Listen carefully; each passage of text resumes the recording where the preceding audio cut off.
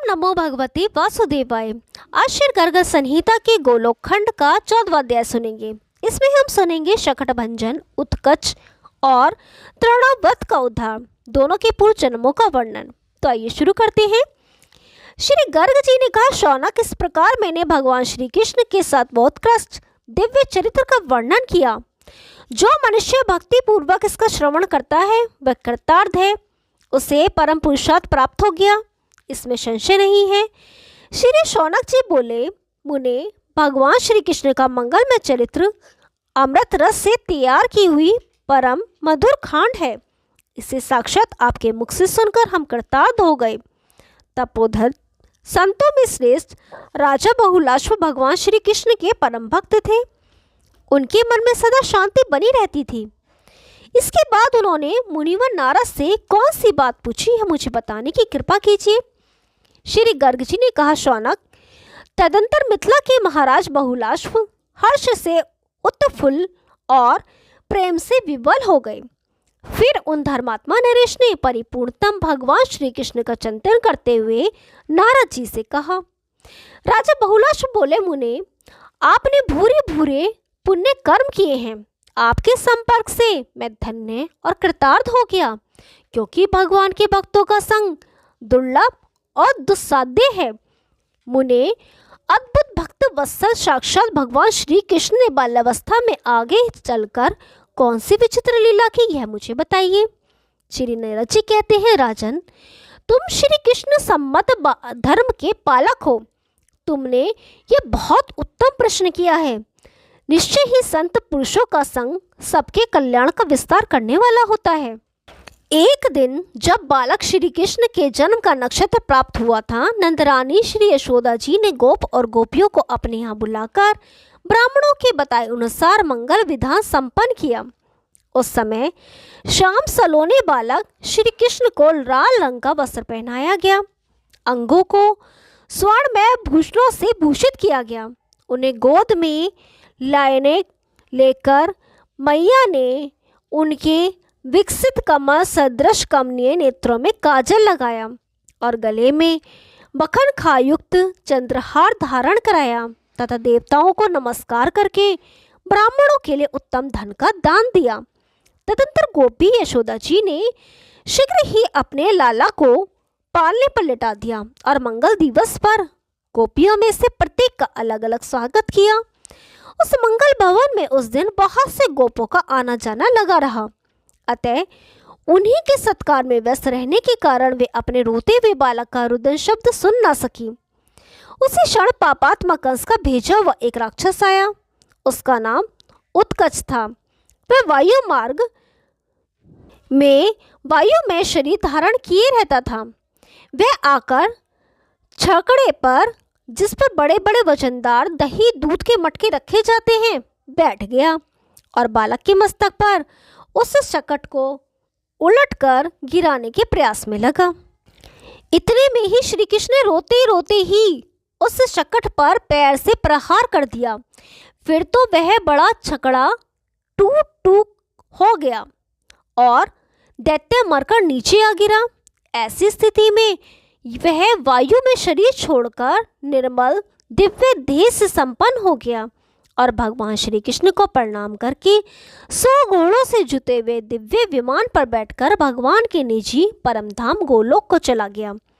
उस समय ब्रजवासी नंद आदि गोप तथा गोपियां सबके सब एक साथ वहां आ गए और बालकों से पूछने लगे, ब्रजकुमारों, यह शकट अपने आप ही गिर पड़ा या किसी ने गिराया है? कैसे इसकी यह दशा हुई है? तुम जानते हो तो बताओ।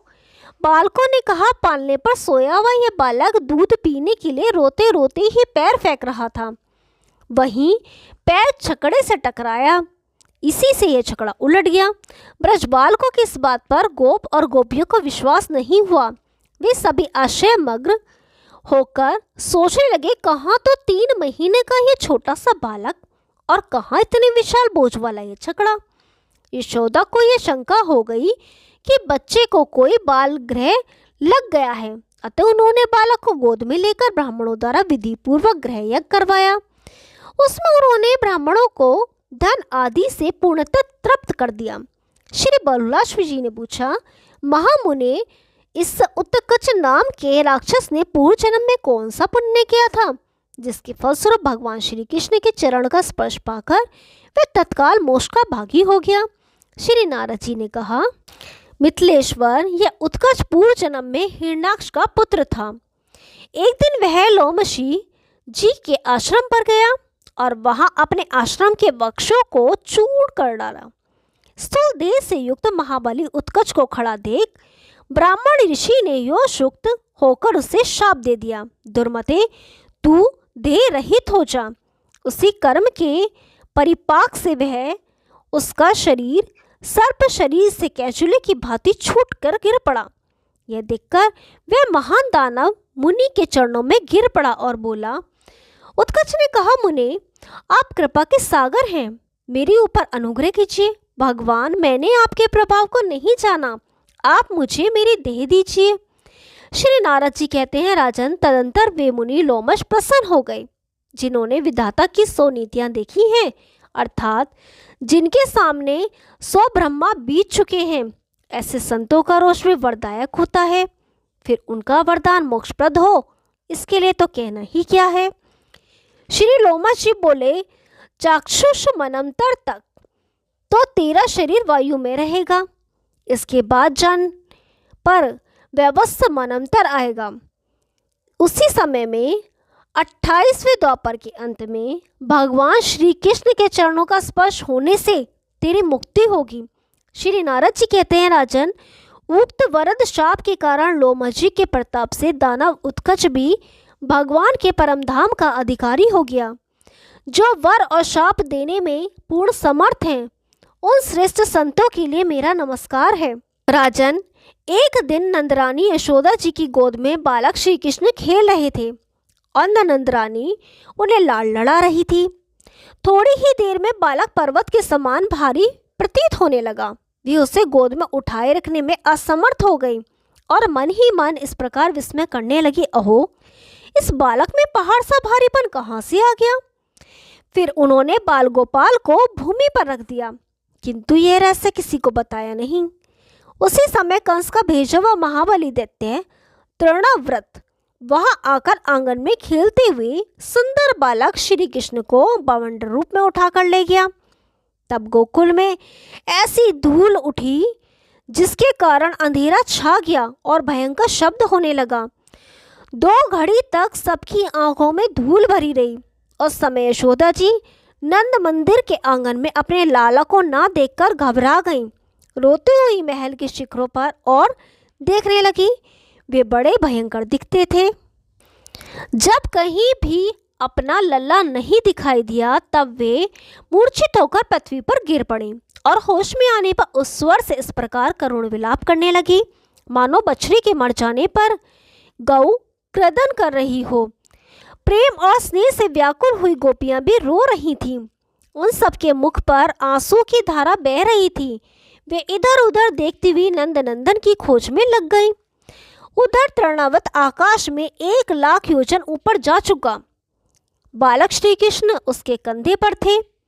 उनका शरीर उसे सुमेरु पर्वत की भांति भारी प्रतीत होने लगा। उसे अत्यंत पीड़ा होने लगी। तब वह दानव श्री कृष्ण को वहां नीचे पटकने की चेष्टा में लग गया। यह जानकर परिपूर्णतम भगवान ने स्वयं उसका गला पकड़ लिया।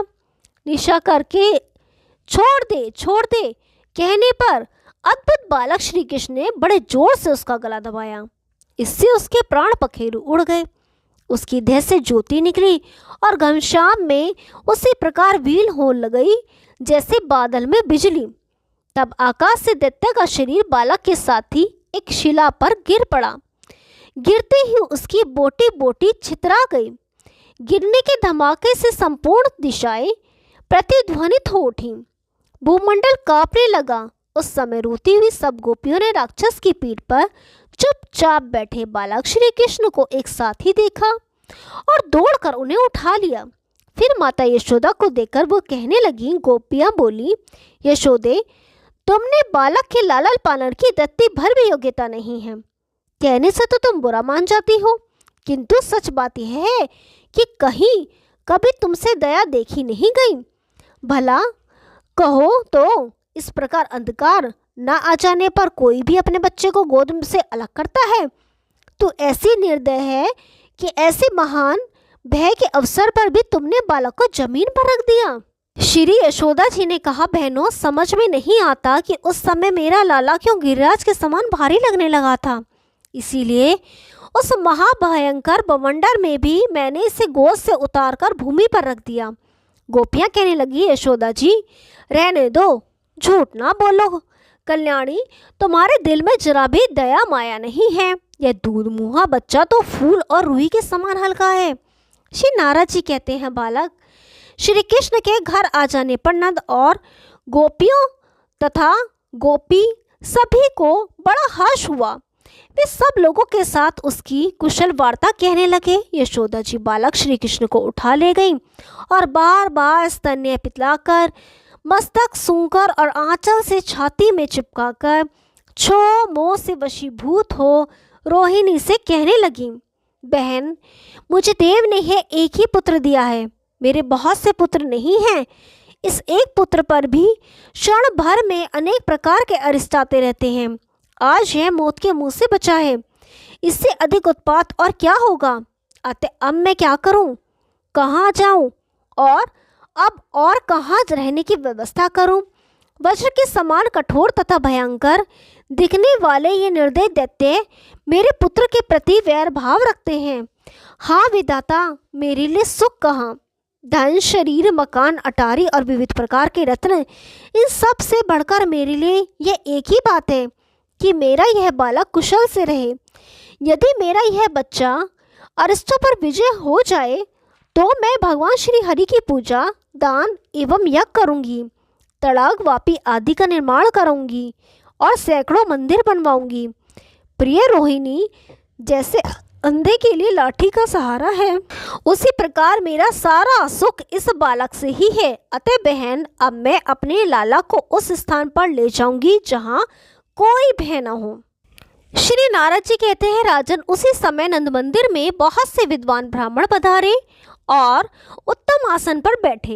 नंद और यशोदा जी ने उन सब का विधिवत पूजन किया। ब्राह्मण बोले, बृहस्पति, नंद जी तथा वृक्षेश्वरी यशोदे, तुम चिंता मत करो, हम इस बालक की कवच आदि से रक्षा करेंगे, जिससे यह दीर्घजीवी हो जाए। श्री नारद जी कहते हैं, राजन, उन श्रेष्ठ ब्राह्मणों ने कुशाग्रों, नूतन पल्लवों, पवित्र कलशों, शुद्ध जल तथा ऋक, यजु एवं सामवेद के स्रोतों और उत्तम सस्ती वाचन आदि द्वारा विधि विधान से करवाकर अग्नि की पूजा कराई। तब उन्होंने बालक श्री कृष्ण की विधिवत रक्षा की। ब्राह्मणों ने कहा, भगवान दामोदर तुम्हारे चरणों की रक्षा करें, विशिष्टवा घुटनों की, श्री विष्णु जांघों की और स्वयं परिपूर्णतम भगवान श्री कृष्ण तुम्हारी नाभि की रक्षा करें। भगवान राधा वल्लभ तुम्हारे कटिभाग की तथा पीताम्बरधारी तुम्हारे उदर की रक्षा करें। भगवान पद्मनाभ हृदय की, गोवर्धानी बाहों की, मथुराधीश्वर मुख की, द्वारकानाथ सिर की रक्षा करें। असुरों का संहार करने वाले भगवान पीठ की रक्षा करें और साक्षात भगवान गोविंद सब और से तुम्हारी रक्षा करें। 3 श्लोकों वाले इस स्रोत का जो मनुष्य निरंतर पाठ करेगा उसे परम सुख की प्राप्ति होगी और उसे कहीं भी भय का सामना नहीं करना पड़ेगा। श्री नारद जी कहते हैं, तदंतर नंद जी ने उन ब्राह्मणों को 1 लाख गायें, 10 लाख समुद्र मुद्राएं, 1000 नूतन रत्न और 1 लाख बढ़िया वस्त्र दिए। उन श्रेष्ठ ब्राह्मणों के चले जाने पर नंद जी ने गोपों को बुला बुलाकर भोजन कराया और मनोहर वस्त्राभूषण से उन सब का सत्कार किया। श्री बहुलाश्व ने पूछा, मुने, यह तृणावत पहले जन्म में कौन सा पुण्य कर्मा मनुष्य था जो साक्षात परिपूर्णतम भगवान श्री कृष्ण में लीन हो गया। श्री नारद जी बोले, राजन, पांडु देश में उत्पन्न सहस्त्राक्ष नाम से विख्यात एक प्रतापी राजा थे। उनकी कीर्ति सर्वत्र व्याप्त थी। भगवान विष्णु में उनकी अपार श्रद्धा थी। वे धर्म में रुचि रखते थे। यज्ञ और दान में उनकी बड़ी लगन थी। एक दिन वे रेवा नदी के तट पर गए। लताएं और बैत उस तट की शोभा बढ़ा रही थी। वहां स्त्रियों के साथ आनंद का अनुभव करते हुए वे विचरने लगे। उसी समय स्वयं दुर्वासा मुनि ने वहां पर दर्पण किया। राजा ने उनकी वंदना की। तब वंदना न करने पर मुनि ने उन्हें शाप दे दिया, दुर्बुद्धे तू राक्षस हो जा। फिर तो राजा सहस्त्राक्ष दुर्वासा जी के चरणों में पड़ गए। तब मुनि ने उन्हें वर दिया, राजन, भगवान श्री कृष्ण के विग्रह का स्पर्श होने से तुम्हारी मुक्ति हो जाएगी। श्री नारद जी कहते हैं, राजन, वे ही राजा सहस्त्राक्ष दुर्वासा जी के शाप से भूमंडल पर तृणावत नामक दैत्य हुए थे। भगवान श्री कृष्ण के दिव्य श्री विग्रह का स्पर्श होने से उनको सर्वोत्तम मोक्ष प्राप्त हो गया। ओम नमो भगवते वासुदेवाय। 15वां अध्याय कल सुनाएंगे। तब तक के लिए नमस्कार।